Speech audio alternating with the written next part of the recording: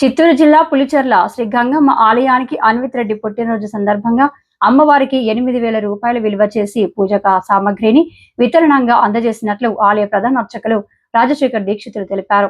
ఈ సందర్భంగా ఆలయంలో అమ్మవారికి ప్రత్యేక పూజలు చేశారు. అమ్మవారికి నైవేద్యం సమర్పించి మహామంగళహారతి గావించారు. భక్తులకు తీర్థ ప్రసాదాలు అందించారు. ఉభయదారులుగా పులిచెర్లకు చెందిన రాజశేఖర్ రెడ్డి, తులసి తిరుపతికి చెందిన రాజశేఖర్ రెడ్డి, ఇంద్రాణి కుటుంబ సభ్యులు వ్యవహరించారు.